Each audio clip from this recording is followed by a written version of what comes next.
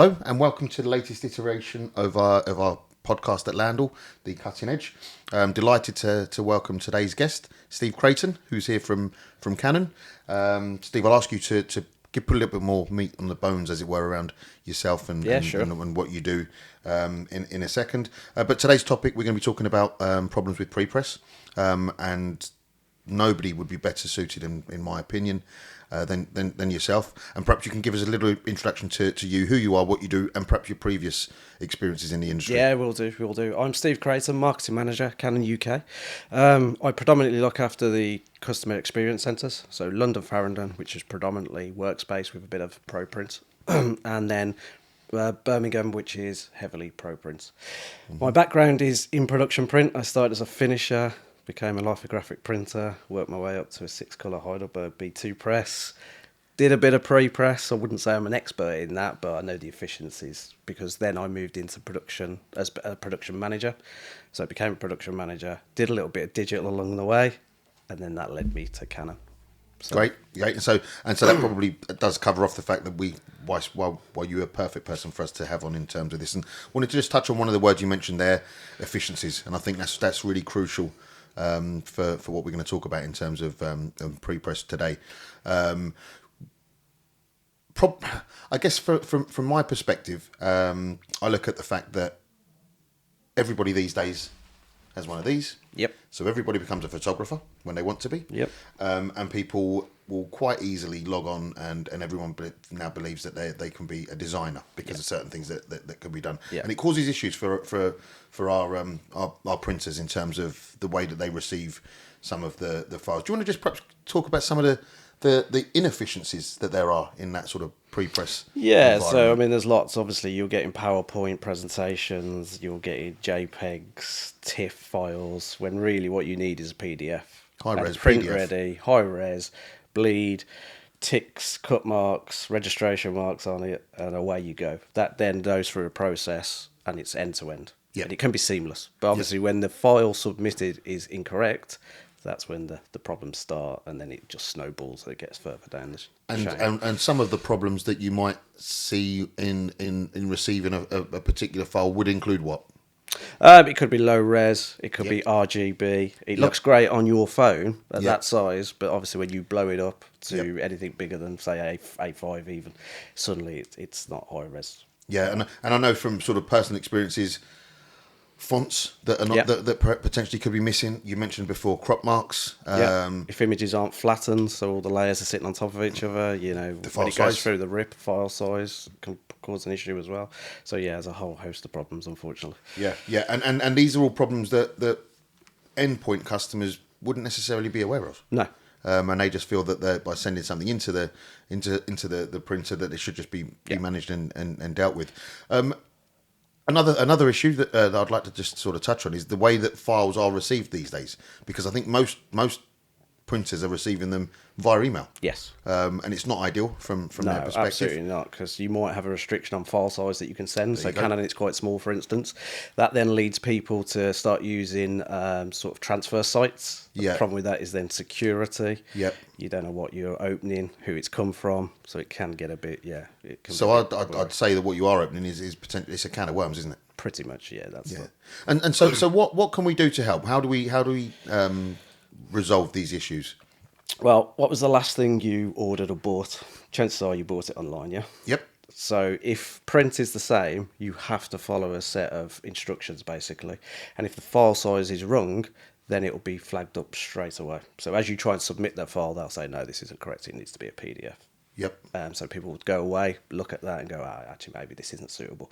That then saves time, because obviously as it goes through the process, you're dealing with the right format. But then equally, as a customer, as a consumer, you then know, I need to put more effort into this, and I need to know. Because there will be printers out there that will print something that's wrong, send it to you, and then what you get is not really what you're expecting. And obviously that's a bit unethical. And then challenges there.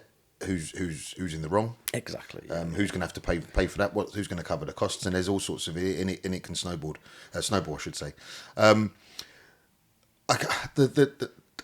Speaking to printers, it's very often that they will see this or as something, as a cost, like, to invest in streamlining their pre-press as being a cost that they don't necessarily need to incur. Yeah. And what I always say is that, but how can you put a value against the time saving and the challenges and the things that you're coming up against? And I think it has kind of turned a corner a little bit over recent times, particularly since COVID. I think when absolutely. you look to print owners and commercial print businesses, whereby the owner was actually in themselves doing a lot of the work that perhaps some of their staff may have been doing, and they have recognised that actually some of these manual touch points and these bottlenecks, a lot of them can be removed.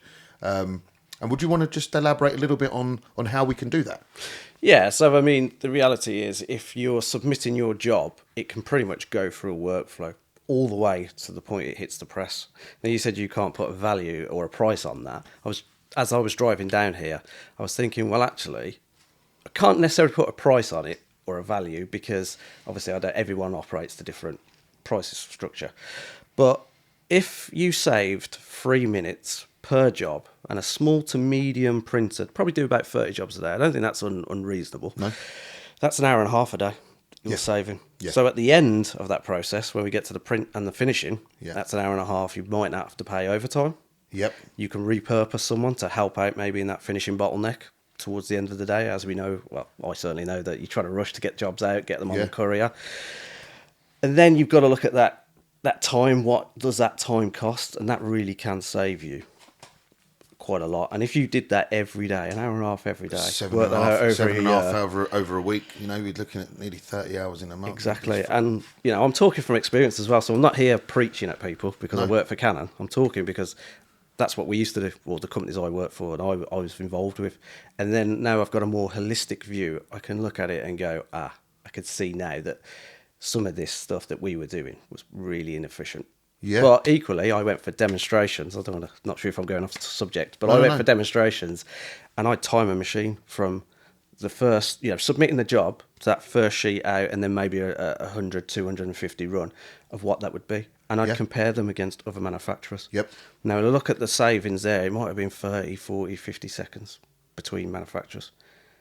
But look at the time I could have saved if I actually looked at the processes we were doing far further upstream. As it goes, it snowballs into a far bigger time saving. And it's totally, again, just touching on something that you mentioned there, it's Prepress and it's further upstream. However, the end process, the finishing side of things, that can also be impacted with what you're doing up Absolutely, up front. Yeah. So it's not just about the sort of the pre-press and how you get that onto the engine. I mean, some of the other things that I can think of now, if you look at, say, I don't know, another inefficiency might be how an operator potentially could be planning a job up at the rip, as an example. Yeah.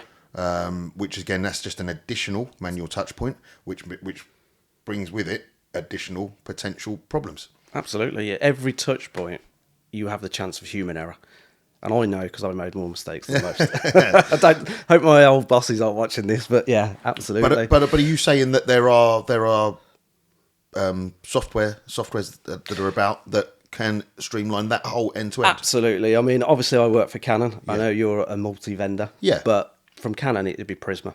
Yeah. Prisma can take the job from submission all the way through to print with minimal touch points. And that process, just to touch on, be an operative word. What would those processes be? How would it streamline those? So you're looking at web to print. Yep. Everything can be done there. Your proof can be sent off. Your soft proofs there. You can plan your job up. Obviously pre-flight your file. In effect, that can all happen before you go down. We've then got Prisma Prepare. That is a sort of job, not submission. It's I can't remember what the word is. We've got Prisma Prepare anyway, so it's basically you can compose jobs together and put everything together. That's it. It's composition. It's variable data. You could do pre-flighting, as I've said. Yeah, planning up. Sorry. So in terms of pre-flighting, can you just because it's something which I know from, say, a couple of people that I've spoken to recently about pre-flighting, and actually it's like, well, what do you mean by pre-flighting? Can you want to just give us a... Yeah, so you take your file and you put it through a piece of software that then checks, and it will check for RGB. Has this file got RGB? Which parts of it are RGB? Has that affected the colour? Has it got all the fonts? Is the resolution high enough that we deem? And you can set those tolerances as well. So if you're receiving low res, but you're only printing small files, then you can lower that tolerance. But then obviously as you go through and you're doing bigger, large format, for instance, you would then want a higher res image. So you can set all those tolerances and it will flag up any issues, and then you have a choice. It either fails and goes back to the customer and says it's failed on these, in which case the customer might contact you and say, look, what's the issue? Can we just run it? In which case you could, yeah, that's absolutely fine, no problem. It's that educational piece to the client. Exactly. Or it flags up the issues and you know, okay, it's passed, but I know there's issues in the file and I know to look out for them. Rather than run the job, goes to the customer, they open it and go, there's a problem with this. Yeah, absolutely. And that's something else that you've just mentioned, which is really, really key. You mentioned about wide format. So we're not just talking about perhaps the digital cut sheet toner-based machine, which is it can manage the whole digital... Yeah, absolutely. So Prisma production we use on our inkjets, so sheet-fed inkjet, but also continuous. So generally it's used on those, but that will take the job all the way through the system. And in big companies, unlike the companies I work for, we're probably small to medium, big companies, they don't have any touch points. No. They literally, everything is done through workflows. Automation. Yeah, absolutely. Yeah, and listen, and I totally get it. You work for Canon. Prisma is the product that you have the most experience with, but there are other solutions out there. There are solutions out there, and I from personal experience encourage everyone to look at that process, look at what your process is, and how you can save time. Because time does equal money. Of course it does. Absolutely. It's again going back to this sort of the educational piece. When you said that you could send a job out and all of a sudden the customer may call back and say, "Oh, this doesn't look how I expected it to." The amount of people who don't realise that when they're looking at something on a screen, it's RGB, and then we're translating that into a CMYK image, they just don't get it. Yeah, of course. Because you wouldn't get it if you didn't understand the industry, the processes. Absolutely, and people see colour differently as well. I look at colour differently. Yeah, we both see green, but it might be a slightly different shade of green. Yeah. You know what I mean? And obviously, through all the software, you can set those tolerances as well. And you can validate as well to say, actually, I know this fleet of devices that I've got are all running to the FOGRA standard, or the industry standard, full colour. And you can profile them. And you can profile, and then you go into a whole different world of colour management, which is a subject for another day. Absolutely. Any other benefits other than sort of the removing the manual touch points and time? I mean, I can think of one, but is there anything else that you can kind of think of that? I can't think of any non-benefits, I suppose, is the point. You know. Yeah, but the bit that I guess I'm getting at is that you mentioned earlier again, Stephen, about the fact that you can send the proof, the customer will send it back and approve it. You put in all of the responsibility back on the customer to say that they're happy with it and it's right. And actually, and you mentioned before about when you buy things, what was the last thing you bought? Did you buy it online? Absolutely, yes. You pay for it before you receive it. So actually, you're getting that's that cash flow. You can be paid on the job prior to even printing it, which is music to the printer's ears. Yeah, of course, you're not invoicing 30 days later or 60 days and then chasing. Yeah. It's like you're getting that money up front straight away, and then you know what you've got to work to. Yep. It's easy to plan as well from a production manager. It's easy to plan jobs when you know exactly what you're running. Yeah. So I guess it probably brings us quite nicely around to sort of summarise in terms of the issues.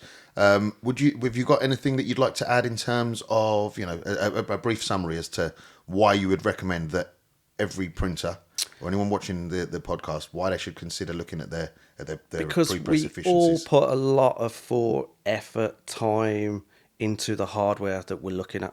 And don't get me wrong, there's nothing wrong with that. It's what's going to pay the bills at the end of the day and get the job done. But we don't look at the bit before that. And that's the bit I'm trying to get across. And as an ex-demonstrator and obviously now looking after the showrooms, how do I get that across in a demo?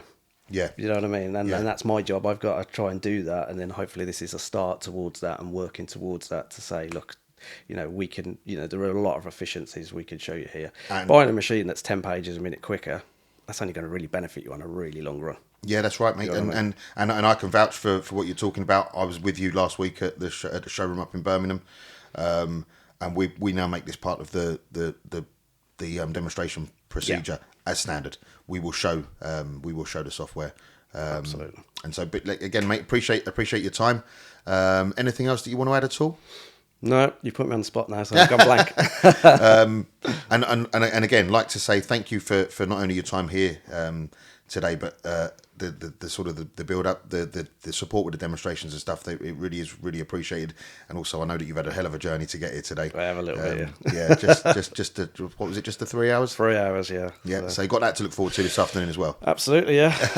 Listen, Steve, thanks again. Contact details as always will be shared afterwards. Perfect. And yeah, appreciate your time. Thanks so much, Thank you mate. very much. Top man. Cheers.